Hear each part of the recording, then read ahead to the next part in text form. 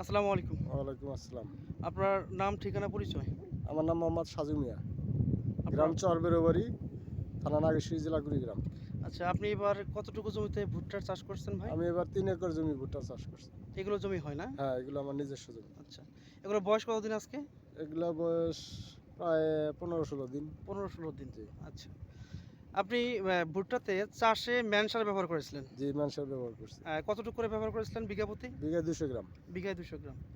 আচ্ছা, এই ম্যান সার ব্যবহার করার ফলে আপনি কি রেজাল্ট পাইছেন? মানুষের ব্যবহার করার ফলে আমার জমির ভুট্টা মনে করেন যে সবগুলি একসামা আছে, গাছ সবুজ আছে, গাছের পাতা ঢলমলো আছে।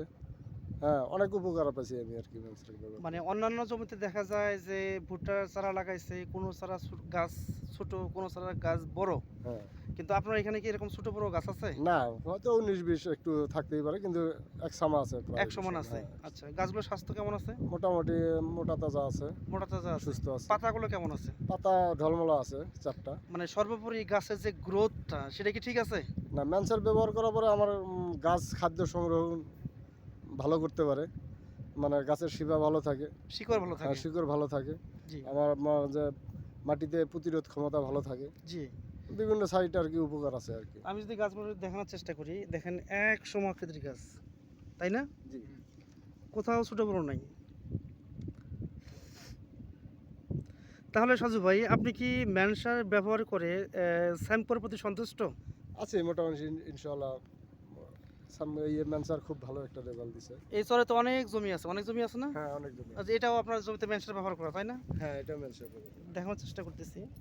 দেখেন কত সুন্দর গাছগুলো, সুস্থ সবল আছে, এই গাছগুলো স্বাস্থ্যবান আছে, এই গাছগুলো এক সমান আছে, পাতাগুলো বেশ প্রশস্ত এবং চওড়া আছে, মানে আকর্ষণীয়। মানে যে জমিতে ম্যানসার মাটিতে দেওয়া হয় চাষে, আপনি মানে খুব সহজেই আইডেন্টিফাই করতে পারবেন যে এই জমিতে ম্যানসার দেওয়া আছে, গাছগুলো দেখে টের পাওয়া যায়।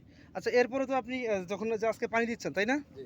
এরপরে তো আবার আপনি সারের সাথে ম্যানসার লিউট্রিশন ব্যবহার করবেন, করবেন হ্যাঁ, না? হ্যাঁ, করব। আর তখনও বিঘায় ২০০ গ্রাম করে? তখন বিঘায় হয়তো স্প্রে দেই ১০০ গ্রাম জি, বিঘায়। জি। আর মাটিতে যখন দেই তখন দেই ২০০ ২০০ গ্রাম। গ্রাম লিটার তো ব্যবহার করবেন, তাই না? হ্যাঁ। আচ্ছা, ঠিক আছে, আমরা আবার আসবো আপনার কাছে। ধন্যবাদ। আসসালামু আলাইকুম। ওয়ালাইকুম আসসালাম।